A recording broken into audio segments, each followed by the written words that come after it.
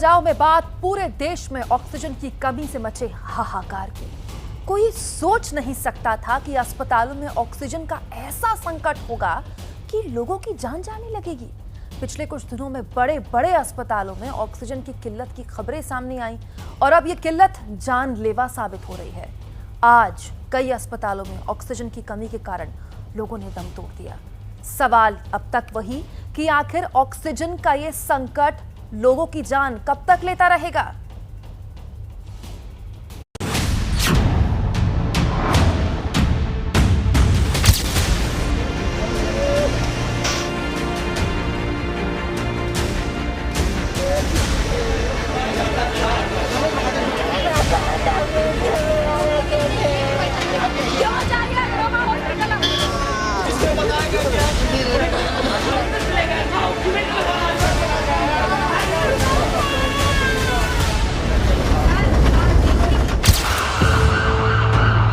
शहर कोई भी हो, हालात एक से हैं। कहीं इलाज और बेड के इंतजार में कलपते लोग। मंत्रियों के लिए बेड रख रहे हैं, हमारी माँ के लिए भी रख लो। अपने माँ बचा रहे, हमारी माँ तो बचा लो। कह रहे मंत्रियों के लिए हो जाएगा, पागल है। अब बेड खाली है, ऊपर नहीं दे रहे ये लोग। तो कहीं ऑक्सीजन की कमी से मौत के मातम में डूबे परिजन।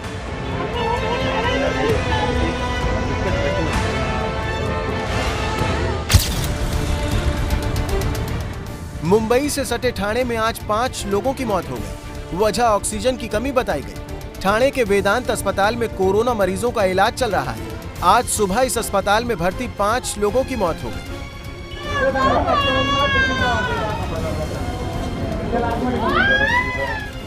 परिजनों का आरोप है कि ऑक्सीजन न मिलने के कारण मरीजों ने दम तोड़ दिया। वहीं अस्पताल प्रशासन इस आरोप पर चुप्पी साधे हुए है।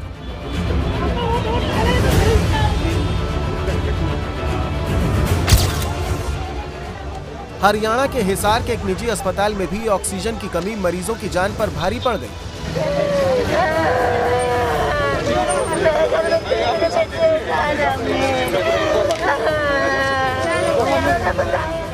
अस्पताल में भर्ती मरीजों के परिजनों के मुताबिक कल देर रात अस्पताल प्रशासन ने उन्हें बताया कि अस्पताल में ऑक्सीजन खत्म हो गई है। मरीजों को बचाने के लिए वो खुद ऑक्सीजन का इंतजाम करें। पहले तो एक रात को तो प्रोवाइड कर दिया ना ऑक्सीजन, तो फिर भी इन्होंने लगाई नहीं। अब क्या मांग है आपकी? क्या हॉस्पिटल बंद होना चाहिए, हमारी मांग तो यही। लोगों का आरोप है कि ऑक्सीजन की कमी के साथ साथ इन मौतों के लिए अस्पताल प्रशासन की लापरवाही भी जिम्मेदार है।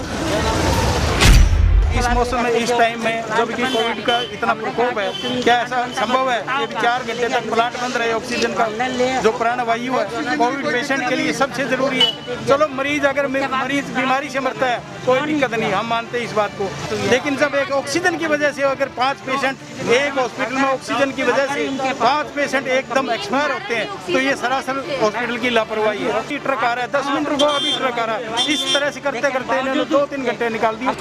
ऐसे कोविड सेंटर बंद कर देने चाहिए, जहाँ 5-5 ऑक्सीजन की वजह से। जब पेमेंट लेते तो ऑक्सीजन कौन देगा? पहले ये इनकी लापरवाही। मरीजों की मौत की खबर मिलने के बाद अस्पताल के बाहर परिजनों ने हंगामा शुरू कर दिया, जिसके बाद पुलिस को तैनात किया गया और पूरे मामले की जांच की जा रही है।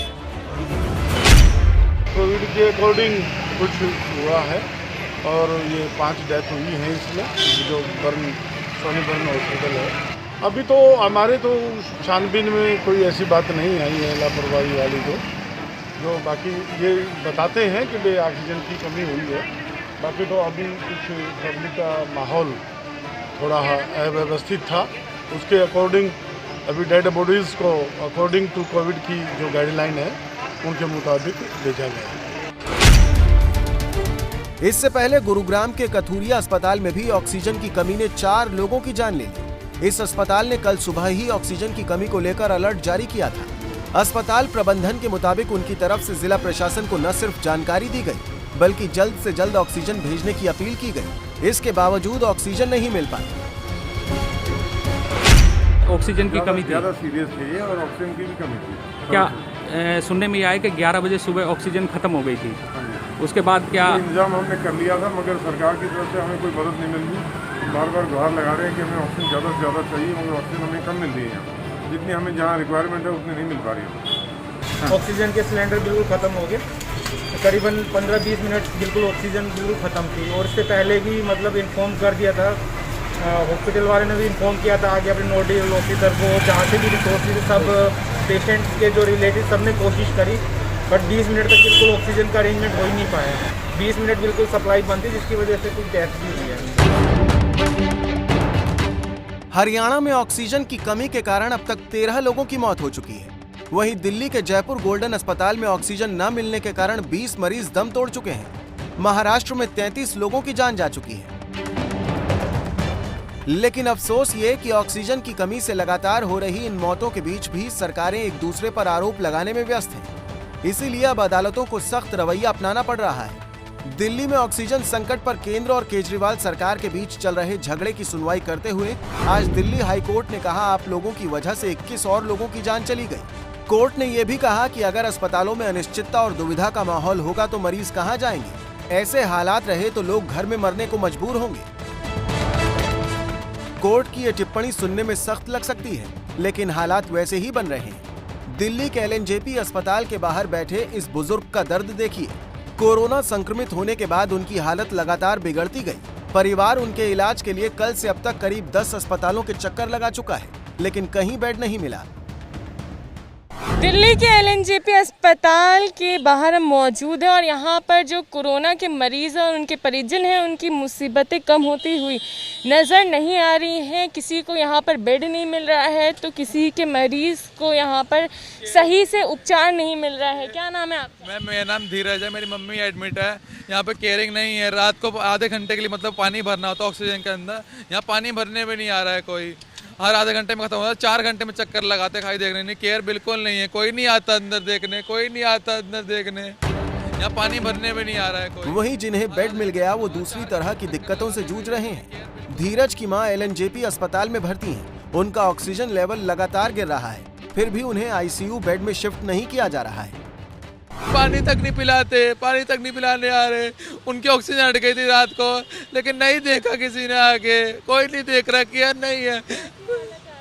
ऑक्सीजन की जरूरत पड़ रही है, लेकिन ऑक्सीजन प्रॉपर नहीं आ रहा है। यहाँ पे नहीं देख रहे हैं वो लोग प्रॉपर। और आधे घंटे में उस ऑक्सीजन में पानी चाहिए होता। पानी तो डालो तभी तो ऑक्सीजन कंप्लीट होगी ना उसके अंदर। पानी भी नहीं डाल रहे हैं। पानी तो डालो तभी तो होगा, फिर फायदा क्या ऑक्सीजन देने का।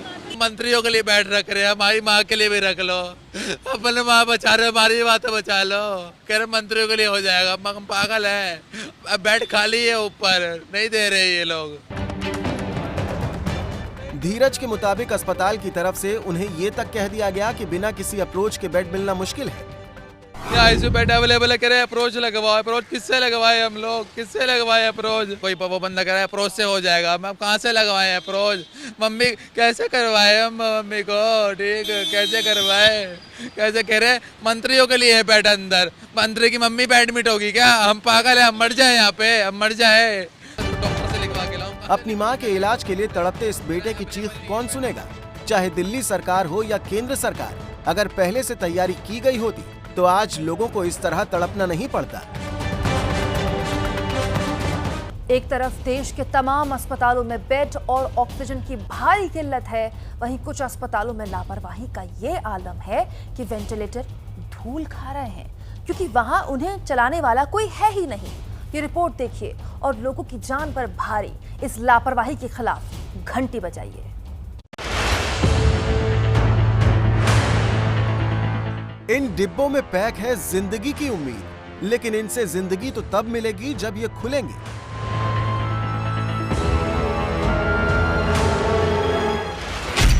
ये राजस्थान के कोटपुतली का BDM हॉस्पिटल है। यहाँ आने वाले गंभीर मरीजों को अस्पताल में वेंटिलेटर की सुविधा नहीं होने की बात कहकर जयपुर भेज दिया जाता है। लेकिन आप जानकर हैरान रह जाएंगे कि अस्पताल में कुल 17 वेंटिलेटर हैं, जिनमें 7 बड़े और 10 पोर्टेबल हैं।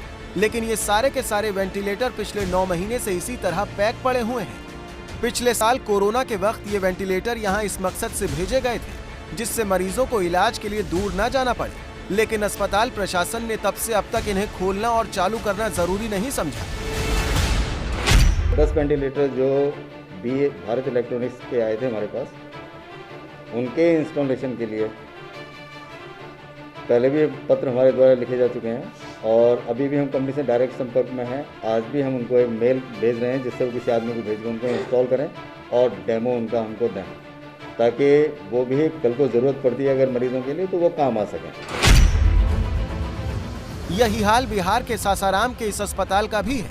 यहाँ 5 वेंटिलेटर हैं, सभी पूरी तरह से ठीक ठाक हालत में हैं। इसके बावजूद यहाँ आने वाले कई मरीज सही वक्त पर वेंटिलेटर की सुविधा न मिलने के कारण दम तोड़ चुके हैं। मेरे पिताजी श्री सीताराम सिंह, इनका तो सदर अस्पताल सासाराम में देहांत हो गया है।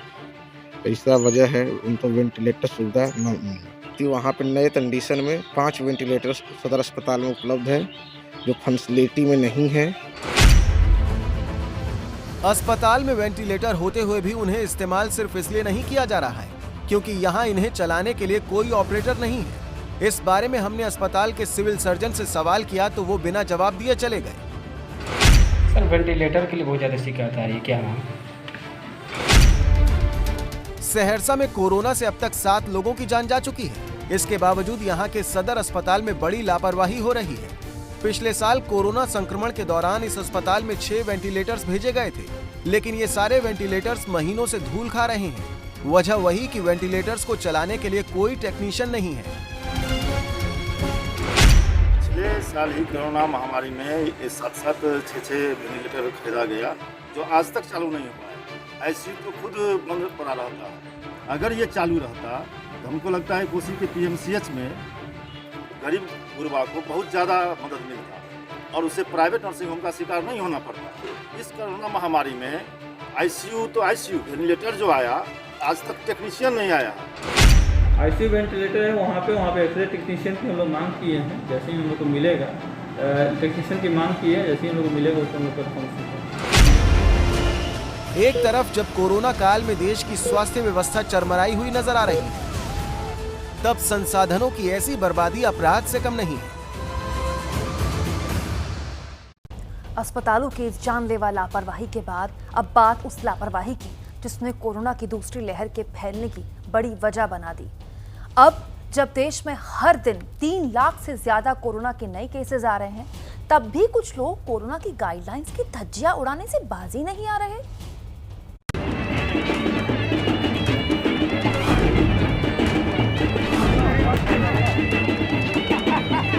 कोरोना के बढ़ते कहर के बीच ये शादी समारोह किसी आम आदमी का नहीं है। ये राजस्थान के डूंगरपुर की 84 विधानसभा सीट से विधायक राजकुमार रोत की शादी का वीडियो है। नियम है कि इस वक्त किसी भी शादी समारोह में 50 से ज्यादा लोग इकट्ठा नहीं हो सकते, लेकिन विधायक जी दूल्हा बने तो सारे नियम ताक पर रख दिए गए।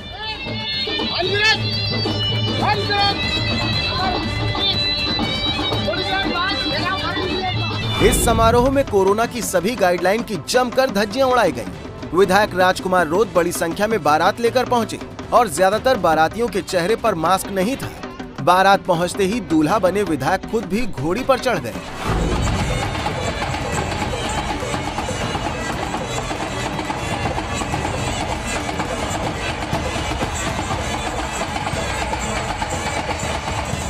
उन्होंने भी मास्क लगाना जरूरी नहीं समझा और सोशल डिस्टेंसिंग का कितना ख्याल रखा गया वो आपके सामने है।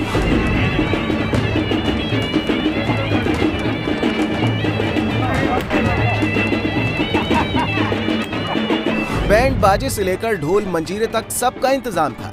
शादी की सारी परंपराओं का ध्यान रखा गया, लेकिन कोरोना के फैलने की फिक्र न विधायक को थी न यहाँ मौजूद सैकड़ों लोगों की भीड़ को। बड़े से पंडाल के नीचे ये पूरा आयोजन बिना रोक टोक के चलता रहा और जो प्रशासन आम लोगों पर सख्ती करता नजर आ रहा है वो इतने बड़े आयोजन पर आंख बंद करके बैठा रहा।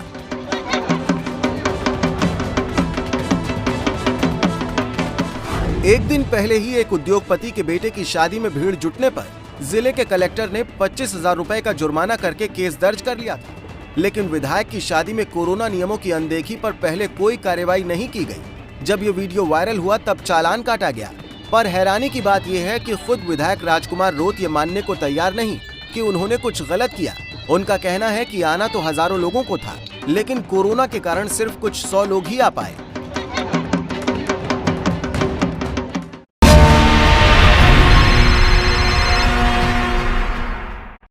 वैसे इन तमाम खबरों के बीच एक जानकारी और भी है। कोरोना से लोग संक्रमित तो हो ही रहे हैं, लेकिन 100 में से करीब 99 लोग ठीक भी हो रहे हैं। इसीलिए कोरोना से डरिए मत, कोरोना से लड़िए।